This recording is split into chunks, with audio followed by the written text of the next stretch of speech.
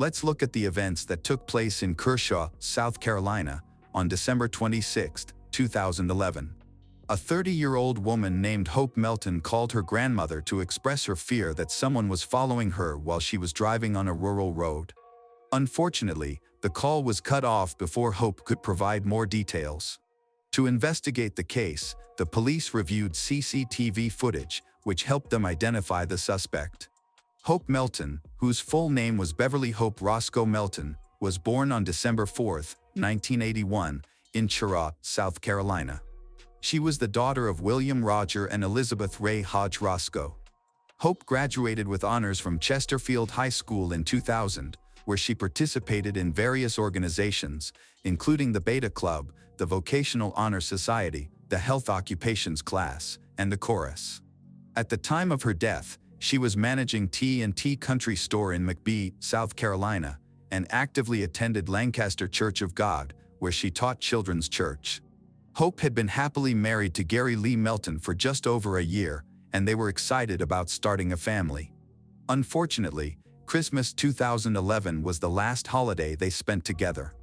On December 26, Hope planned to visit her grandmother, who lived about 30 miles away, for lunch. However, during the drive, she called her grandmother in a distressed voice, saying someone was following her and asking for help.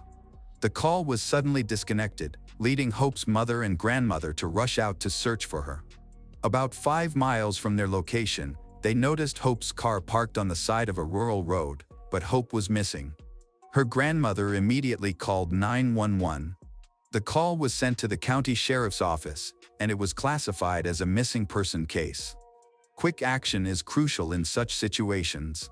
One of the sheriff's office deputies arrived at the scene and examined Hope's car. It was undamaged and in working order, so an accident was ruled out. A forensic team searched the vehicle but discovered no clues about Hope's location. Volunteers and police began searching the neighborhood for any clues. Gary, Hope's husband, who was visibly upset, arrived at the scene and told the police that Hope intended to stop at a gas station on her way to visit her grandmother. This was the only information the detectives had at that moment. Hope's house was about 30 miles from her grandmother's, and there were 4 gas stations along that route. The detectives decided to check each gas station one by one. At the first gas station, the detective in charge of the case reviewed security camera footage in hopes of spotting Hope. Gary mentioned that she left their home around 11:45 a.m., so the detective requested footage from the hour leading up to her distressed call at 12:19 p.m. Initially, a male customer entered the store, and everything seemed normal. 3 minutes later, a woman appeared on the video. Hope was described as being blonde, approximately 5 feet 5 inches tall, weighing around 140 pounds, and wearing a pink shirt and blue jeans. However, the detective quickly noted that the woman in the footage was taller than Hope, so it wasn't her. The detective continued to review the tape until 12:45 p.m., but there was no sign of Hope, indicating she may have gotten gas at a different station. Meanwhile, Hope's family was grappling with shock and trying to find reasons for her disappearance.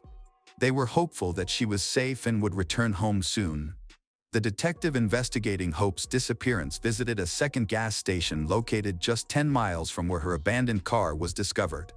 This station had surveillance cameras that could provide important evidence. Upon arriving, the detective spoke with the manager and explained that they were searching for a missing woman. After describing Hope's appearance and the car she was driving, the manager remembered possibly seeing her around noon. The footage from the outside camera confirmed that Hope had been at this gas station before she vanished. She had filled up her car and seemed untroubled at that time.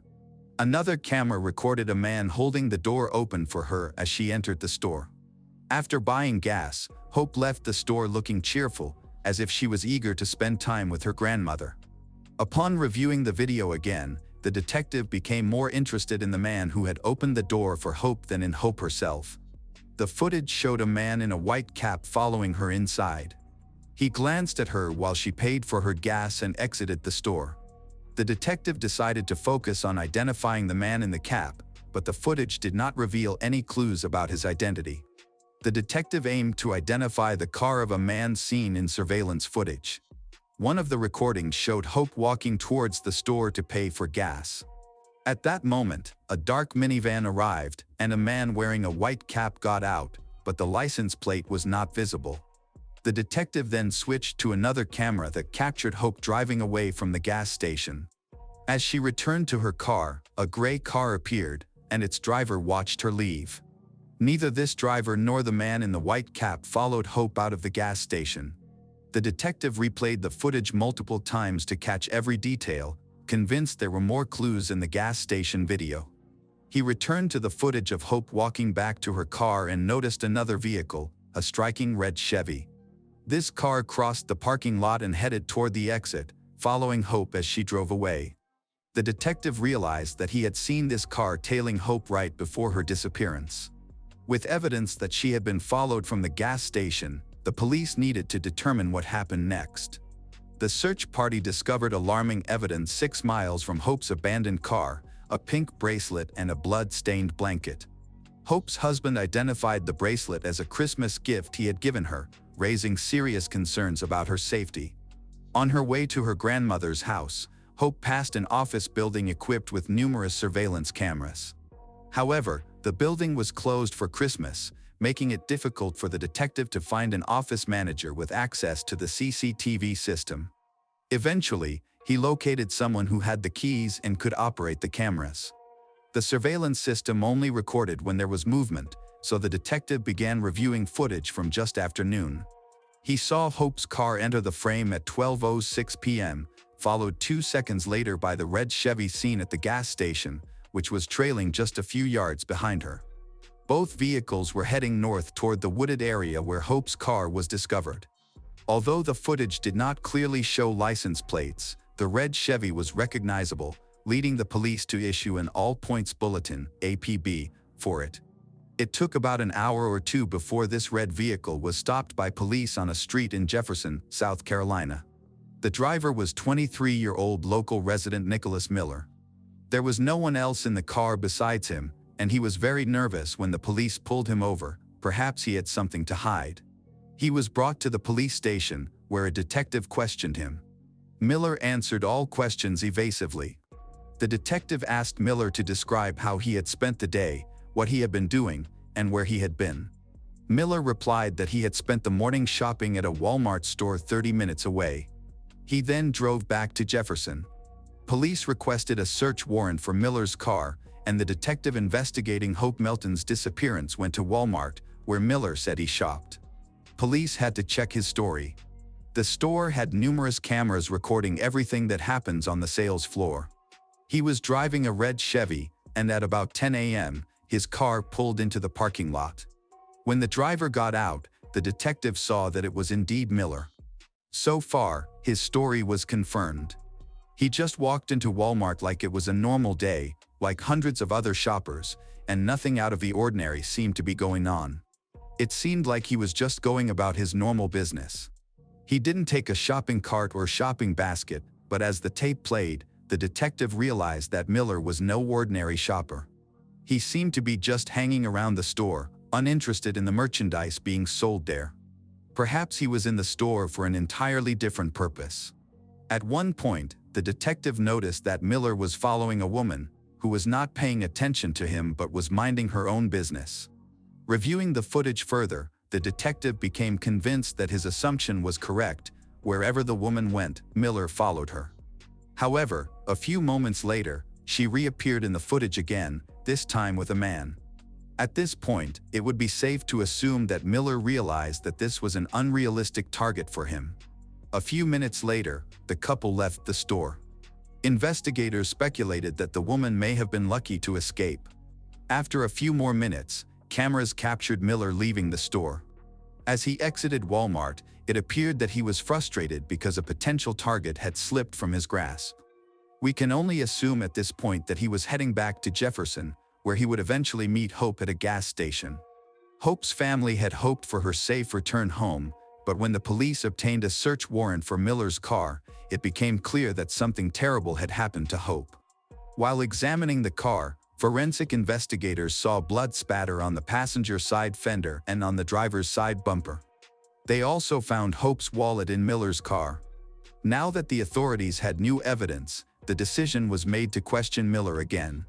It is important to note that the interrogation was conducted by Chesterfield County Sheriff Sam Parker, a person whose name is significant during this case. During the interrogation, Miller began to deny his involvement in Hope Melton's disappearance, but when informed of the evidence found, he finally admitted his guilt and agreed to take the police to Hope's body. Miller led detectives to a remote turkey farm, 14 miles from where Hope's car was found. She was lying on the ground, on her back, face up, with no clothes on, an utterly horrific scene. Miller was unable to give any reasonable explanation for why he had done it. Hope's family was informed of the discovery of her body. What had happened to her had forever changed the lives of those who knew and loved Hope Melton. Now, the police could finally piece together the events that led to Hope's death. Investigators learned that Miller had recently broken up with his girlfriend, which they believed may have triggered his nervous breakdown. At the gas station, Miller saw Hope filling up her car and decided to follow her. Hope had just enjoyed a wonderful Christmas with her family and was looking forward to spending a special day with her grandmother. Unbeknownst to her, someone was tracking her movements. Once they were on a secluded road, Hope realized she was in danger and called her grandmother for help. Miller later confessed that he had forced Hope off the road, dragged her from her car, and shoved her into his vehicle.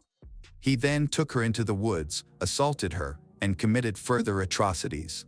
To conceal his crime, Miller took Hope to a turkey farm, where he abused, then brutally beat her to death with a baseball bat and disposed of her body. What began as a routine gas stop turned into a terrifying encounter with a predator, leading to a tragic outcome for Hope. The details of this crime are unimaginable. Nicholas Miller has been charged with multiple offenses as the trial approaches. Additionally, his ex-girlfriend provided disturbing evidence, including photos showing Miller chasing her in his car just hours before he kidnapped Hope Melton. Now let's focus on Chesterfield County Sheriff Sam Parker. Parker was fired from the police force for several reasons. Officials accuse him of giving preferential treatment to inmates, taking property meant for the sheriff's office for personal use, providing uniforms, badges, and weapons to civilians. He allowed 2 inmates to live and sleep outside the jail in exchange for doing work on his property. While at the Chesterfield County Prison, where the inmates were allowed to sleep, they had access to the internet, phones, and unlimited unsupervised visitors, all with Parker's knowledge. Prosecutors also claimed that Parker gave inmates special privileges, such as alcohol and unsupervised visits with women. The inmates were allowed to go shopping and eat at restaurants in return for allegedly doing work on Parker's house and personal property. Consequently, Parker faced trial. During the trial, a prisoner, who is serving a 15-year sentence for arson, testified against Parker. He stated that while in the Chesterfield County Jail, he was able to furnish his cell with flat-screen TVs, a refrigerator, and a new mattress, purchasing these items with money sent by his family. A prisoner informed jurors that he had lunch with deputies and was allowed to buy and wear regular clothes instead of his jail uniform. He mentioned that he worked at one of the county's impound lots, where he had access to the internet, phones, and a Facebook account. Eventually, he was moved from jail to the sheriff's office, where he engaged in intimate activities with a female visitor, celebrated his birthday with a party that featured filet mignon and alcohol. It's quite unusual for an inmate to host a party at the sheriff's office. He also stated that a deputy drove him and another inmate in a marked sheriff's office car to Florence, South Carolina, for a lunch date with a female friend. He explained how he became close to Parker by working at his home, attending church with him, and giving gifts to Parker's daughter. In 2014, Parker was convicted of 5 counts of misconduct in office, 2 counts of providing contraband to inmates, and 1 count of embezzlement. He received a 2-year prison sentence with the possibility of parole. As the judge prepared to announce the sentence, the former sheriff became emotional, expressing remorse to the residents of Chesterfield County, his family, and friends. After the verdict was delivered, Parker apologized to his family for the shame he caused and to his fellow law enforcement officers. Previously, Sheriff Sam Parker had interrogated Miller, who confessed to the crime and led the police to Hope Melton's body. Initially, Miller was facing the death penalty, but the sheriff's office actions prevented prosecutors from pursuing that option. During the interrogation, the sheriff promised Miller that if he confessed and disclosed what happened to Hope Melton, he would not receive the death penalty. However, the sheriff did not have the authority to make such a promise. Believing the sheriff, Miller confessed to the crime, which ultimately compromised the case. Attorney Dan Johnson issued a statement saying former Chesterfield County Sheriff Sam Parker had seriously damaged the case. Johnson explained that Sheriff Parker secured a confession from Nicholas Miller by making an illegal promise not to pursue the death penalty. Due to Parker's serious misconduct in coercing Miller's confession with this promise, all statements made in relation to it should be excluded from the trial. In March 2015, 26-year-old Nicholas Miller admitted guilt to all charges and received a life sentence without the chance for parole. Hope Melton's family was outraged and frustrated with the former sheriff. Hope's mother, Elizabeth, expressed disappointment, as they had hoped for a death penalty sentence for Miller. The family is still waiting for an apology from Parker while actively seeking justice and working to honor Hope Melton's memory. In January 2024, in northern Chile, a vast and barren desert became the site of a disturbing discovery.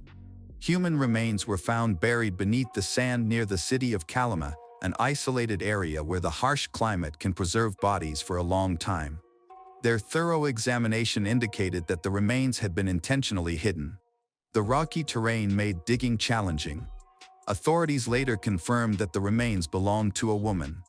Preliminary forensic analysis shows she died from a gunshot wound to the head. Remains identified as those of Javiera Jimenez, who went missing in 2022. Javiera Jimenez grew up in Chile. As the eldest daughter, she developed a strong sense of responsibility early on. Her parents worked diligently to create a comfortable life for their children and instilled values of determination and independence in them. Javiera learned quickly that to succeed, she would need to rely on her own hard work. From a young age, she was known for her energetic and goal-oriented personality. In school, she excelled in academics, especially in math and science. However, her greatest passion was working with people. She had a natural talent for connecting with others. She was always eager to help and foster relationships. As a teenager, Javiera aspired to become a dentist. After finishing high school, she enrolled in college to study dental care, dreaming of becoming a skilled professional and eventually opening her own practice. Determined to advance her career, she balanced her studies with a part-time job as a hostess at a bar, where she welcomed customers and helped create a friendly atmosphere. This job not only provided her with income but also helped her enhance her communication skills. In addition to her studies and work, Javiera was actively building her presence on social media. She began by sharing small posts about her daily life, which garnered a larger audience over time. She collaborated with local brands to promote clothing, cosmetics, and other products. Her charm and engaging personality quickly made her blog popular. Javiera didn't focus only on work and academics. She prioritized personal development, was determined to achieve financial independence. At 18, she moved out of her family home, managed all her living expenses on her own. Her family was proud of her early independence and her ability to overcome challenges. Despite her busy schedule, Javiera always made time for her family, staying close to her mother and brothers, visiting them regularly, and sharing her future aspirations. A stagnant life was never an option for her. She was constantly striving to progress. Before she vanished, she had ambitious plans. She was getting ready to move into a new home, aiming to advance her social media career and continuing her studies. Javiera met Andres Sutter in 2022 through a group of mutual friends she frequently hung out with. Initially, there were no red flags with Andres. He was charming, self-assured, and good at building relationships. He made a strong first impression, appearing considerate, engaged, and truly interested in her life. Soon after, their talks evolved into a romantic relationship. In the beginning, everything felt ideal. He was supportive, encouraged her goals, and admired her independence. However, as time passed, red flags began to appear. Javiera noticed that Andres was excessively jealous.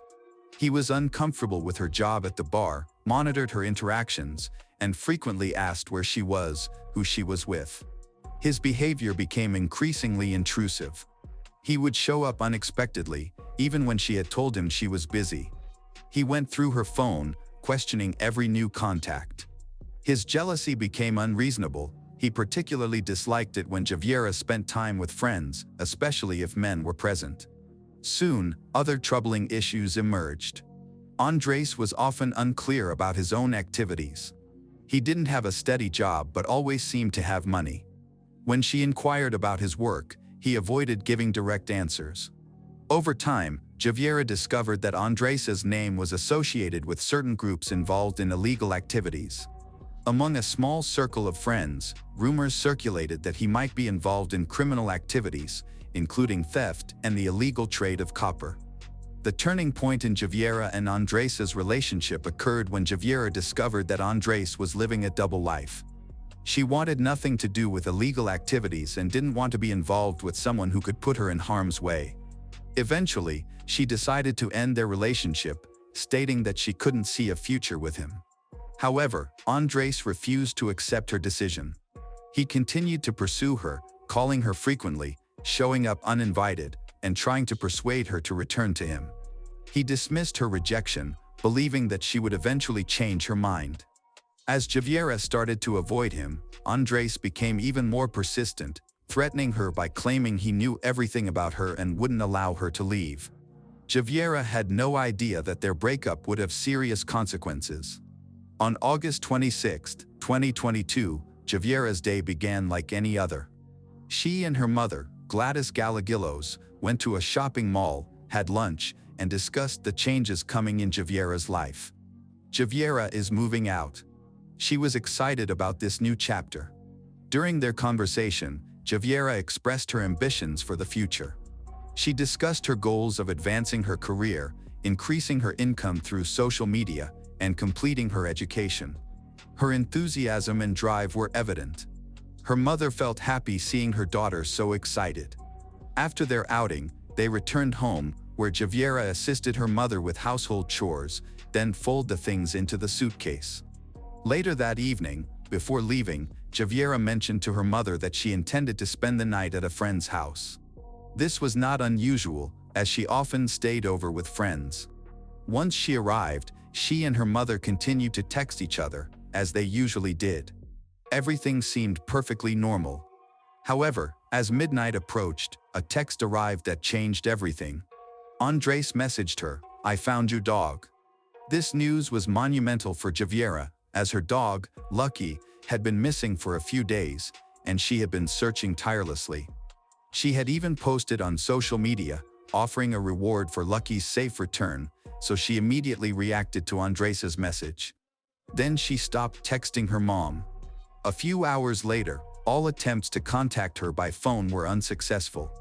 The next day, Javiera was expected to come home, but she never arrived. Her family started reaching out to her friends, but no one knew her whereabouts. Her sudden disappearance left her loved ones in distress. They had only two clues: their last conversation with her and a message that later became crucial in the investigation. Javiera's disappearance caused deep concern for her family and friends. However, the one person who seemed unconcerned was Andres. When her mother finally managed to reach him, he responded in a detached manner, showing no signs of worry. When Gladys inquired about her daughter's location, he calmly stated he had no idea and then proceeded to share his version of events. That night, he met with Javiera to help her search for her missing dog. They drove to several places but couldn't find it. To distract her, he suggested going to Calama, his hometown. Javiera agreed. She had a suitcase with her because she was moving the next day, so it seemed she might have intended to stay at his place overnight. However, his account became less clear from there. He claimed they had an argument during the trip. Suddenly, Javiera realized that her suitcase was missing. She thought it might have fallen out of the trunk.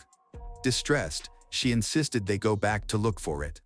According to Andres' testimony, He left Javiera at the entrance to the city of Calama while he returned to retrieve a suitcase that fell out of the truck they were both traveling in. This version of events was confusing. Javiera was supposedly left alone on a highway at night, far from the city, without a way to get home or call for help. However, Andres made no effort to persuade her to return to the car, nor did he check if she was safe. Gladys immediately sensed something was wrong with his account. When she pressed him for details, Andres began to contradict himself. At first, he said he had dropped her off near Calama, then he changed it to somewhere on the way back to Antofagasta. He couldn't remember the exact spot, which raised further suspicion. When Gladys asked why he hadn't called her or any of Javiera's friends to inform them that he left her alone at night, Andres hesitated. He said he thought she was just upset and would find her way home. A few hours later, he altered his story again, claiming that he had been in a car accident after leaving Javiera. He said another car had collided with his from behind, and he went to the hospital for a checkup. This, he explained, was why he didn't go back to look for her. Late Saturday night, almost 24 hours after Javiera went missing, her mother received an unexpected and concerning message from an unknown number. It read, "Mom, it's me. I left. There was an accident. I need some time. Don't worry about me. I'll come back once everything is settled. Love you. Take care of Grandma and my brother." Gladys read the message repeatedly, sensing something was amiss. The tone felt distant and impersonal, which alarmed her, but the errors stood out even more. Javiera was always meticulous with her texts, avoiding shortcuts and spelling mistakes. This message, however, was filled with typos and awkward phrasing that didn't match her style. Gladys tried to call the number, but the call failed. The phone had already been turned off, increasing her anxiety. Worried, she showed the message to Javier's friends, and they all agreed Javier would never write something like this. They recognized her usual texting style and emotional expressions. The content of the message was also suspiciously vague. Where was she? What kind of accident had occurred? Why hadn't she provided more details? Why send a cryptic message from an unknown number instead of calling? Gladys took immediate action and reported the message to the police. They documented it as a potential attempt to mislead the investigation and distract from a possible crime. A task force was quickly assigned to the case. Investigators traced the message to its originating SIM card. The phone carrier confirmed it was linked to a false identity, a common method used when buying anonymous prepaid cards. Next, law enforcement tried to locate the phone. They hoped to find its general location, but it had been turned off shortly after the message was sent. The last known signal placed it near Calama, the same area where Andres claimed to have last seen Javiera. Further examination revealed that the phone had only been used once, suggesting the message was pre-planned and aimed at deceiving her family into believing she had left on her own terms. Experts analyzed the content of the message and found that it did not match Javiera's usual writing style.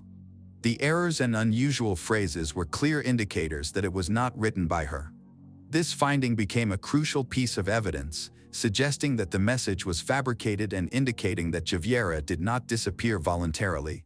As a result, investigators began treating the case as a potential crime, with Andres emerging as the primary suspect. However, the investigation progressed slowly due to a lack of concrete evidence. Concerned that each passing day without answers diminished their chances of uncovering the truth, Javiera's family and friends initiated their own investigation. They spoke with people familiar with Andres, examined his background, and searched for any links to criminal activity. Soon, they discovered evidence connecting him to illegal operations.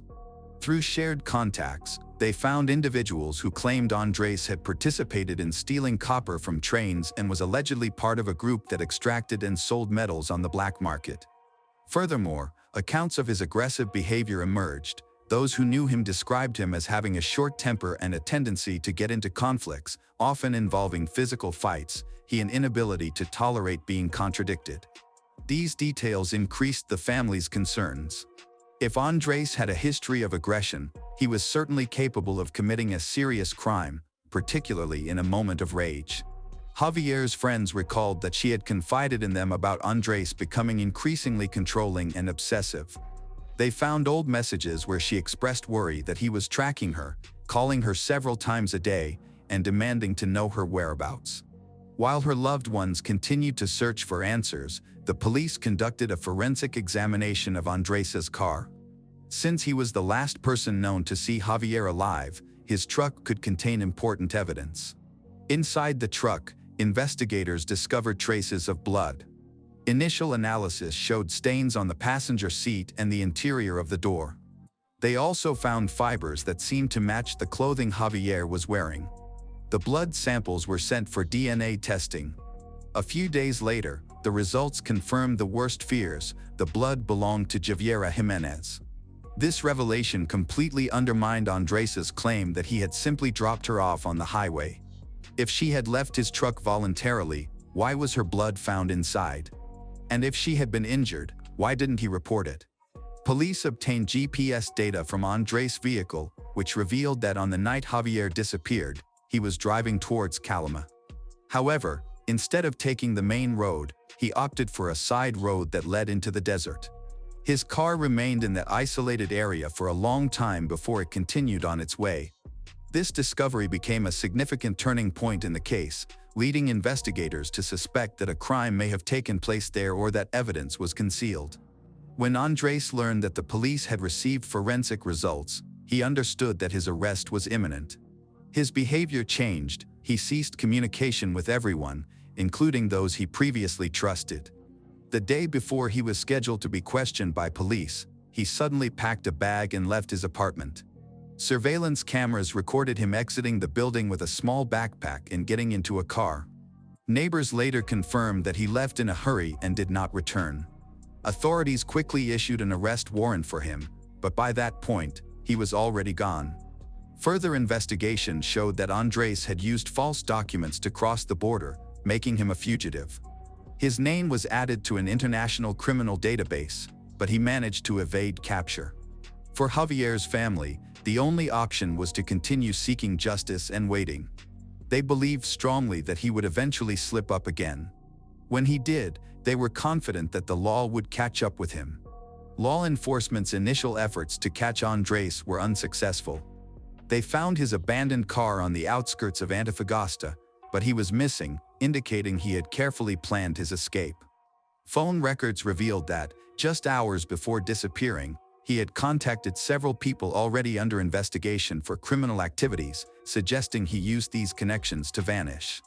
Eventually, investigators confirmed that Andres had illegally fled Chile into Bolivia. He avoided official crossings by using lesser-known smuggling routes favored by traffickers. After crossing the border, he adopted a new identity.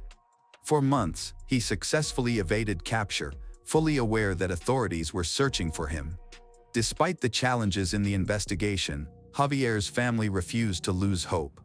Gladys tirelessly worked to keep the case in the public eye, ensuring that Andres appeared on international wanted lists. The family engaged with the media, raised awareness on social networks, and distributed flyers with his photo, hoping that someone would recognize him and notify the authorities. The turning point in the investigation came when a reward was offered for information that would lead to Andres's capture. The family pledged a generous sum to anyone who could provide credible information about his location. This approach proved effective, as tips began to emerge. By late 2023, reports indicated that Andres had been seen in a Bolivian city, living a secluded life and avoiding attention while keeping limited contact with locals. Bolivian authorities started monitoring his movements. They learned, through informants, that he was using a false identity, taking odd jobs, and avoiding any official documents that might reveal who he really was. However, he could not remain hidden forever. In January 2024, a local resident reported his exact location to the police. Authorities responded quickly, initiating a targeted operation to capture him. They surrounded the building where Andres was hiding. The operation was quick and efficient. He complied with their commands and was apprehended without resistance. During his arrest, he remained calm, seemingly resigned to his situation. This time, there was no way to escape. Andres was officially in custody and would soon face justice in Chile. After confirming his arrest, Bolivian authorities began the process of extraditing Andres back to Chile. Within days, he was returned to face trial, allowing Javier's family to see the person responsible for their daughter's death held accountable. However, this was just the start of a long battle for them, as they were determined to push for the harshest possible sentence. Once in Chile, Andres was placed in a detention facility, marking a new phase in the investigation. With the main suspect in custody, authorities had a chance to uncover the answers they had sought for over a year and a half. Initially, he refused to cooperate, denying any involvement in Javier's disappearance. However, investigators were ready, armed with evidence linking him to the crime. As the pressure increased, he eventually admitted. His confession lacked any sign of remorse or justification, delivered as if stating a simple fact. He neither portrayed himself as a victim nor showed any regret, maintaining a disturbingly calm demeanor as he spoke. The information he provided directly contradicted his earlier statements. He confessed that he hadn't originally intended to harm Javier, but after she refused to reconcile and ended their relationship for good, he made a choice he never planned to take back. He tricked her by claiming he had found her lost dog. Trusting him and unaware of what was about to happen, she agreed to meet him. He stated that the crime occurred late at night on a deserted highway. He stopped under the false pretense of looking for a missed suitcase that he claimed had fallen from the trunk. When Javier got out of the truck, he struck her with a fatal blow. Afterwards, he drove further into the desert, dug a shallow grave, and buried her body, thinking that the harsh environment would eliminate all evidence. The day after his confession, investigators began searching for the burial site using the coordinates given by Andres. In mid-January 2024, they found human remains in a shallow grave covered with sand. Now, forensic specialists begin the identification process. A few days later, forensic tests confirmed that the remains were indeed those of Javiera Jimenez. Although the search had ended, the fight for justice was just beginning. His family urged the court to impose the harshest sentence possible on Andres. After his confession, the case was brought to court.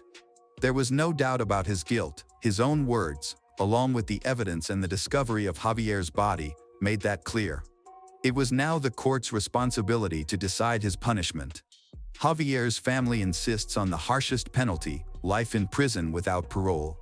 They were convinced that he posed a threat to society. For Javiera's mother, true justice guaranteed Andres will never have the chance to re-offend. The prosecution presented all relevant evidence in court, with experts confirming that the crime was premeditated. They highlighted the misleading invitation, the choice to take her to a remote area, and the complete absence of any effort to help her, all of which indicated a well-planned act. Forensic specialists documented injuries that disproved any claims of accidental harm. Nevertheless, the defense sought a lighter sentence, arguing that their client had confessed, volunteered, and aided in locating the remains, which they claimed to have cooperated with the investigation. They requested leniency based on this argument, which angered Javier's family. They believed it was clear that Andres's confession was not out of remorse. He only admitted the truth when he had no other choice. He felt no guilt and was merely trying to lessen his sentence. The trial lasted several weeks, during which Gladys participated every session, watching everything unfold. Although she remains composed, her determination was evident in her eyes. Furthermore, in a similar fashion to the disappearance of Javiera Jimenez in August 2022, Andres is also being investigated for being a member of a violent armed gang that steals copper while it is being transported on FCAB trains. Similar crimes were committed by other members of the gang, and the prosecution was able to establish Andres Sutter's involvement through photographs, text messages, and statements from other criminals. In both cases, the court set different investigation dates. For the murder, he was sentenced to 90 days, and for the armed robbery and the copper cathode theft, he was sentenced to 60 days. In addition, Andres remains in custody awaiting trial. Welcome back, mystery lovers. Today's case is going to keep you on the edge of your seat. The case of Jennifer Corbin. Jennifer Corbin, a 33-year-old woman, was married to Barton Corbin, a well-known 40-year-old dentist in Beaufort, Georgia. They have been together for 7 years and live in a beautiful house in an upscale neighborhood. They had 2 sons, Dylan and Dalton, aged 5 and 7. From the outside, the Corbins appeared to have an ideal life, a large house, happy family photos, and a stable family dynamic. Barton was regarded as a model father, while Jennifer was deeply devoted to motherhood. Despite their outward appearances, tensions between Jennifer and Barton had been growing. Jennifer, who had been a free-spirited woman in her younger years, transformed into a dedicated wife and mother after getting married and having her first child. She was known for her warm personality and her ease in building relationships with people from all backgrounds and age groups. Her sociable nature led her to volunteer at her church, where she worked in the Sunday school program for children. When Jennifer and Barton first met, her family warmly welcomed him, quickly treating him as one of their own. He often joined them on trips and spent most weekends with them. Barton was seen as intelligent and charismatic, easily winning over those around him. However, over time, the marriage began to falter. Jennifer eventually realized that continuing the relationship was no longer possible. Despite her repeated efforts to repair the marriage, she came to terms with its failure and began preparing for a divorce. Everything changed for the Corbin family on the morning of December 4, 2004. Their eldest son, Dalton, woke up to find the house unusually quiet. His mother usually rose earlier than everyone else, and his father, Barton, would already be preparing for work. But that morning, an eerie silence filled the home. Neither of his parents was anywhere to be found. Concerned, Dalton repeatedly called out to them, but there was no response. Finally, he entered his parents' bedroom and was horrified to find his mother lifeless. Horrified by the scene, Dalton, still wearing his pajamas, rushed to their neighbors for help, too distressed to even change his clothes. The neighbors quickly entered the house and confirmed that his mother, Jennifer, had passed away. Without wasting any time, they called emergency services at 11 a.m. When relatives were notified of the tragic news, they were in utter disbelief. Nobody could have ever imagined such a terrible incident, especially since Jennifer had always been viewed as a strong and devoted mother. By the time family members arrived at Jennifer's house, law enforcement officers were already on the scene conducting their investigation. Her sister Heather went to the neighbor's home to comfort and care for Dalton and Dylan. Meanwhile, Dalton was inconsolable, crying uncontrollably. The traumatic experience left a deep psychological scar on him, and he struggled for a long time to cope with the horrifying memory of what he had witnessed. Jennifer's body was found in the bedroom of her house. She was wearing a nightgown and lying on her side. A weapon was discovered under the sheet next to her, with her hand resting nearby. Divorce papers were also found under the sheet. On the nightstand, there was an open bottle of wine. Jennifer had been going through an incredibly difficult time. Her husband had filed for divorce, sought custody of their children, planned to take the case to the Supreme Court to claim their property, and even demanded alimony. At first glance, the scene suggests that Jennifer voluntarily ended her life. The challenges she faced seemed overwhelming, and she had previously expressed frustration at seeing what she had long considered an ideal marriage crumble before her eyes. During this time, Jennifer frequently confided in her loved ones, sharing her fears of potentially losing custody of her children and the difficulties she anticipated during the divorce proceedings. Despite the police initially ruling her death as a voluntary act of ending her life, her family strongly disagreed with this conclusion. By late December, their frustration with the authorities had reached its peak. They insisted that she would never harm herself. To her, the divorce was not a tragedy but rather an opportunity to finally gain the freedom she had long awaited, despite the obstacles ahead. Her family emphasized that Jennifer had at least 2 vital reasons to live: her 2 sons, Dalton and Dylan. Everyone who knew Jennifer well was convinced she would never harm herself. Even if she had, they believed she would neither have done it at home nor allowed her child to be the one to discover her. It was clear to everyone that someone else must have been involved. Her relatives demanded that the culprit be identified and brought to justice, while her parents even had a prime suspect in mind: her husband, Barton Corbin. Typically, in cases like this, the spouse is the first to be investigated. Accompanied by a lawyer, Barton went to the police station to answer their questions. He stated that the night before Jennifer's death, he had been at a restaurant with friends until 1 a.m. Afterward, he drove to his brother's house, where he spent the night. Barton explained that he and Jennifer had argued earlier, and he chose not to return home, meaning he hadn't seen her since the previous day. He voluntarily handed over the clothes he had worn that evening, and detectives found no traces of bloodstains, scratches, or signs of defensive wounds on him. Testing for gunpowder residue on his hands also came back negative. With no further evidence to implicate Barton, investigators had no additional questions for him. Meanwhile, Jennifer's relatives continued to insist that she had been murdered. As they pushed for further investigation, the district attorney began looking into the troubled history of Jennifer's marriage to Barton. What they uncovered was a dark past connected to Barton's time as a dentist.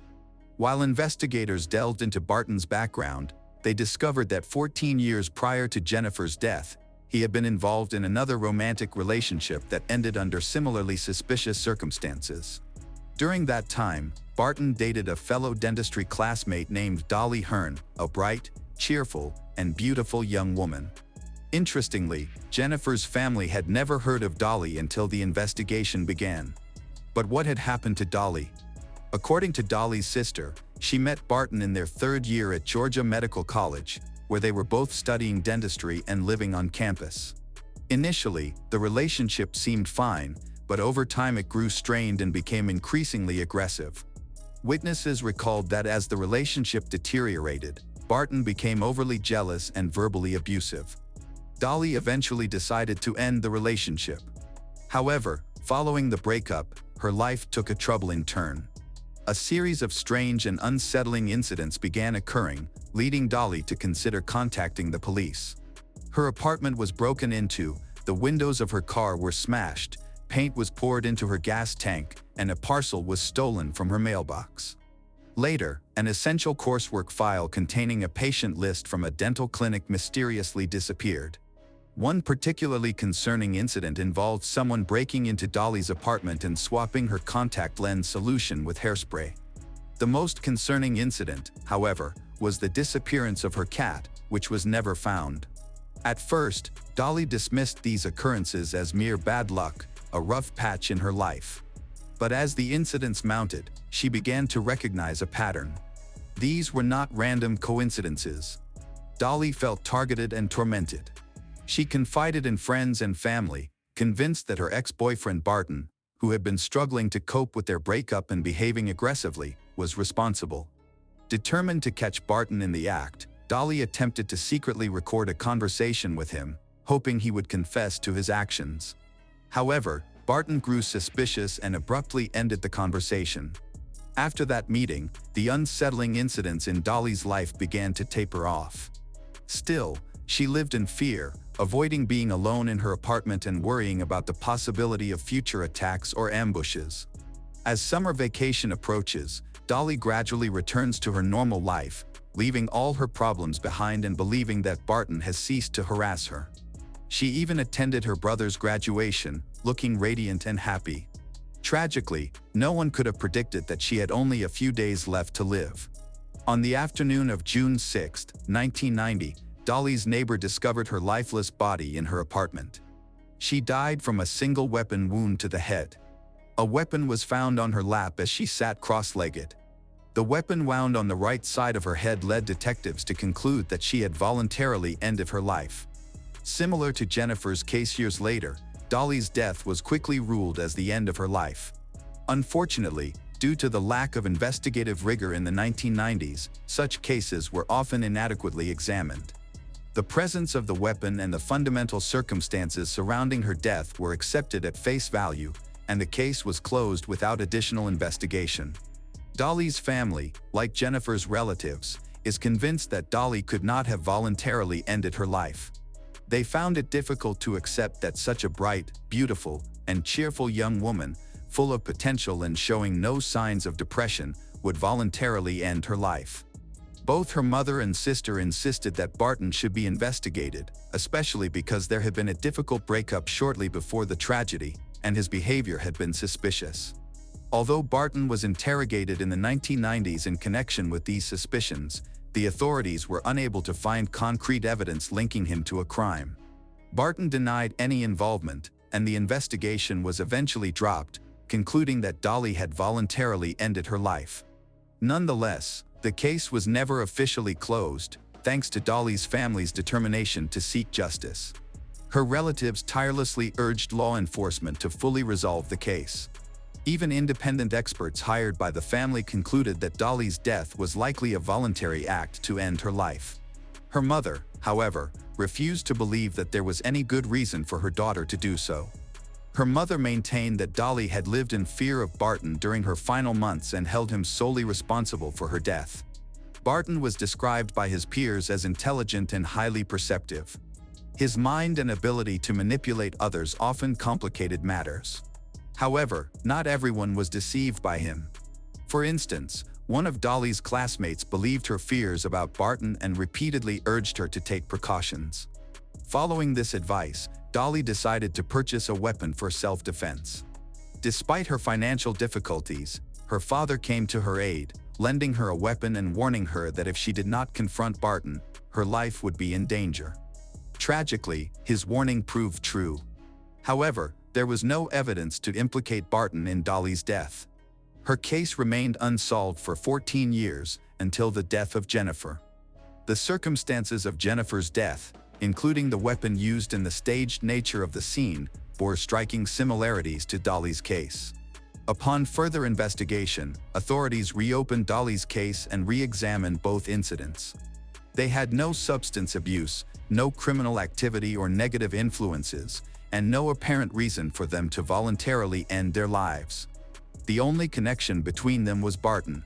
The case files were retrieved from archives, allowing investigators to revisit the materials with a fresh perspective and advanced forensic techniques. Crime scene photos from 1990 were handed over to a blood spatter expert, who enlarged the images and identified 3 distinct marks that suggested the body had been moved after the attack. This raises doubts because it is very rare for a woman to die from self-inflicted injuries to the back of the head, an unusual method that requires an arm position which is difficult to achieve naturally. Furthermore, neither case included a suicide note. Would Jennifer truly have voluntarily ended her life without leaving a goodbye note for her children behind? The circumstances increasingly appeared staged. Investigators then initiated wiretapping of Barton's phone. When a friend called Barton and informed him that the investigation into Dolly's case had been reopened, he reacted angrily by calling his ex-girlfriend and making an abusive phone call. According to those who knew him, his disrespect for women was not uncommon. At the same time, he was always skillful at concealing his true behavior and attitude. Thanks to wiretapping, the authorities were finally able to uncover the truth about his real character. Jennifer's relatives, upon learning about Dolly's case, felt compelled to meet her family. They discovered many similarities, particularly a shared goal of holding Barton accountable and ensuring his imprisonment. What shocked Jennifer's family the most was that Barton had never mentioned the tragic story of Dolly. 6 years after that incident, he went on to marry Jennifer. Had Jennifer known about these unsettling details, she would never have pursued a relationship with him. Both families were stunned and questioned why the authorities had overlooked these connections for so long.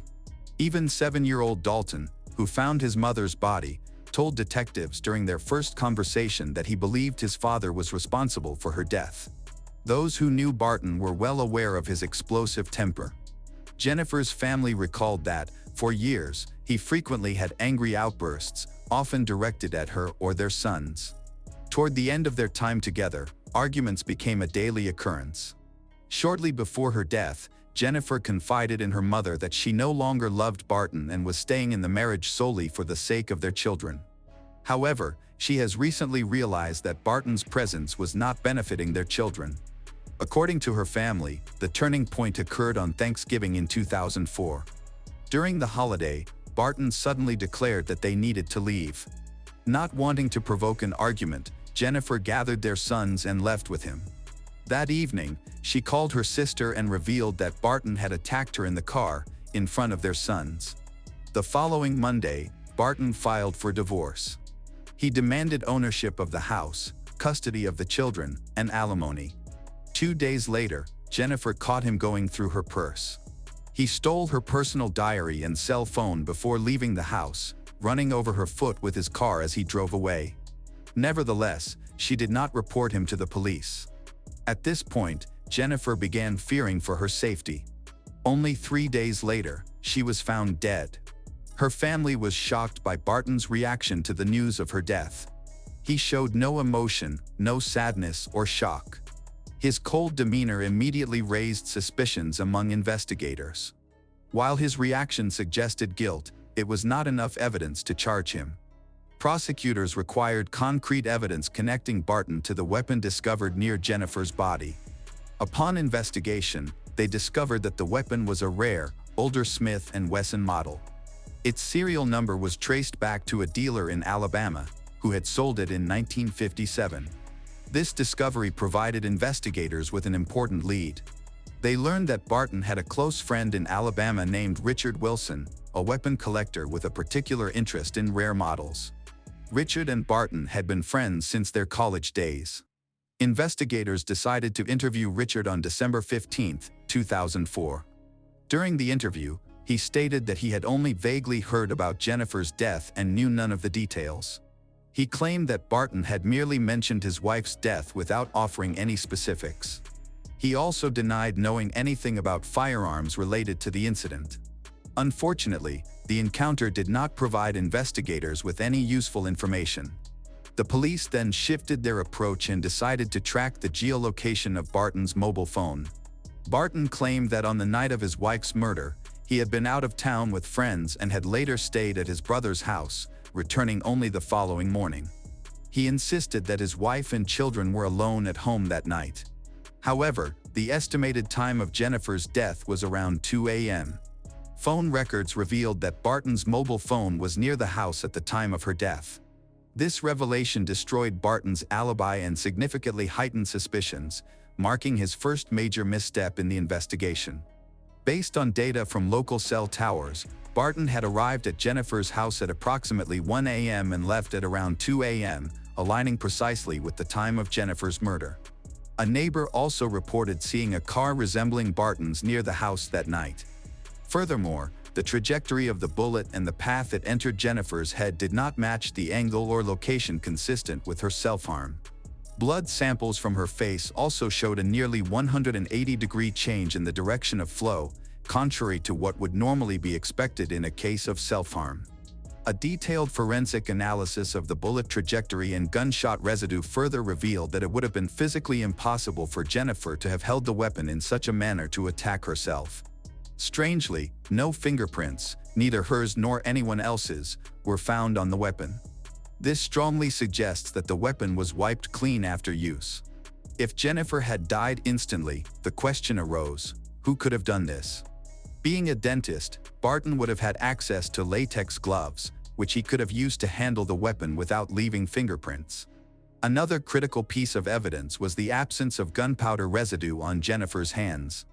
If she had attacked herself at such close range, gunpowder traces would have been unavoidable. Additionally, the mortal wound killed her instantly, causing her body to go limp. This would have made it impossible for her hand to be resting on the weapon underneath the sheet. Clearly, she could not have placed it there herself. County authorities were unable to complete their investigation into Jennifer's murder, but they had already charged Barton with the murder of Dolly. He was arrested, and his dramatic capture was broadcasted on the news. Barton clearly had no idea that the first charge against him was related to the massacre that had occurred 14 years earlier. For Dolly's family, the live broadcast of the arrest was the most meaningful moment of their lives, something they had been waiting for 14 years. Soon after, Barton faced accusations of murdering his spouse, Jennifer. Consequently, he had to confront two groups of prosecutors simultaneously. To defend himself, Barton hired top-tier lawyers.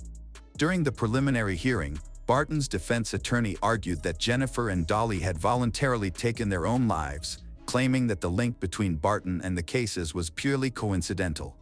Several independent forensic experts supported this argument, aligning their findings with the defense's claims.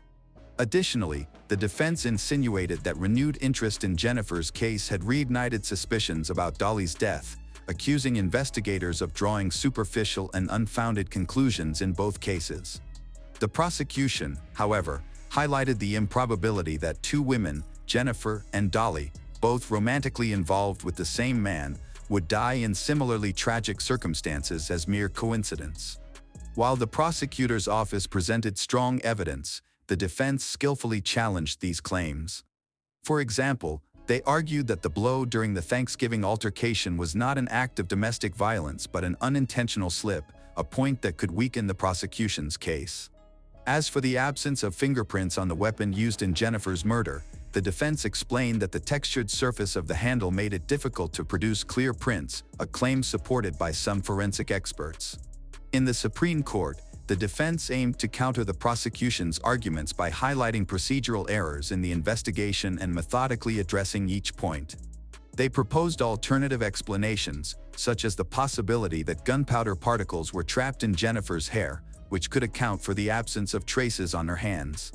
The defense meticulously analyzed inconsistencies in the prosecutor's narrative, including presenting a plausible angle of bullet entry and demonstrating a method of holding the weapon that Jennifer could have executed herself. Barton's phone was detected near Jennifer's house around 2 a.m., but the defense argued that this was insignificant due to the unknown exact time of her death. This argument gained traction as her body temperature suggested that she might have died much later. One expert estimated her death occurred around 6 or 7 a.m., a time when Barton was confirmed to have been elsewhere. The defense also emphasized that Jennifer had strong motives to end her life due to her tumultuous personal circumstances, including a divorce, a collapsing family situation, the risk of losing both her home and custody of her children, and the possibility of having to pay alimony to her husband. Further complicating the situation was Jennifer's online relationship with a man named Chris, which had been ongoing for some time. This relationship caused her to worry about her emotional stability, which negatively affected her public image. Barton's chances of winning the custody battle seemed stronger in light of this revelation. Jennifer's family feared that the defense would use her online relationship to tarnish her reputation during the hearings. However, they understood her actions, as she had been seeking comfort and emotional connection after spending years in a relationship with Barton, whom she no longer loved. Her correspondence with Chris continued up until the final moments of her life. The police eventually discovered the true identity of Jennifer's online correspondent, a woman named Anita, from Missouri, a mother of 2 children who had simply been searching for a pen pal. Anita had introduced herself as a man when she began communicating with Jennifer. Sharing her struggles, Anita found common ground with Jennifer, though the 2 women had never met in person. Importantly, Anita had no connection to Jennifer's death. Meanwhile, prosecutors faced significant challenges in the case, as Barton's defense team excelled in highlighting flaws in the investigation. The most significant issue was the lack of evidence directly connecting the weapon to Barton. A pivotal development shifted the course of the case when the Supreme Court investigated telephone wiretaps. It was discovered that, on November 30, 2004, Barton had a face-to-face conversation with his friend Richard in Alabama, rather than communicating over the phone as previously believed. The investigation revealed that the weapon used in the crime belonged to Richard, leading to significant progress in the case. Just 1 day after Barton filed for divorce and 5 days before the murder, he visited Richard, the owner of the weapon. This revelation greatly strengthened the prosecution's position. In September, an investigator handed the prosecutor a note from the Alabama police chief, revealing critical new information. The note stated that Richard had been questioned about the weapon. During the interrogation, the police chief reported that Richard had admitted Barton approached him on November 30, 2004, seeking the weapon for self-defense. Barton, worried that his wife might be unfaithful and amid a contentious divorce, feared for his safety. Richard willingly handed the weapon over to Barton, which proved to be a key breakthrough in the case. This new evidence directly links Barton to the weapon and confirms that his wife, Jennifer, was unable to access it.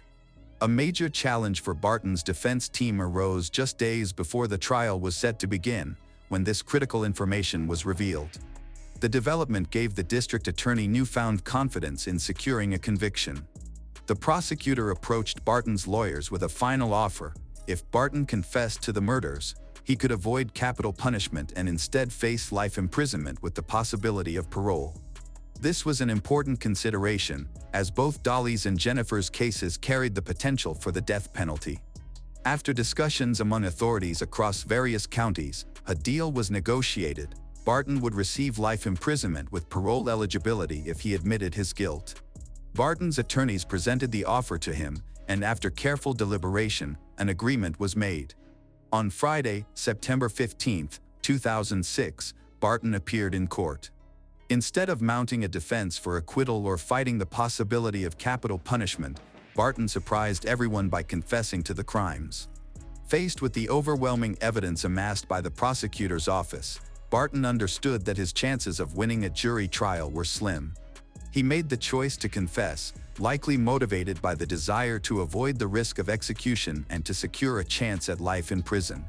Ultimately, Barton weighed his options and made his decision. His confession was a shocking revelation for Dolly's family, who had long since lost hope of receiving such news. Despite their initial disbelief, it became widely believed that Barton was responsible for the deaths of Jennifer and Dolly. The defense argued that Barton's actions were driven by a desire to spare his children the pain of losing another loved one. However, many viewed this assertion as hypocritical and unconvincing. In reality, Barton seemed primarily concerned with saving himself from a lethal injection. Jennifer's two sons, Dalton and Dylan Corbin, were placed in the care of Jennifer's sister, Heather. Their father was sentenced to life in prison, and all contact with him was permanently severed.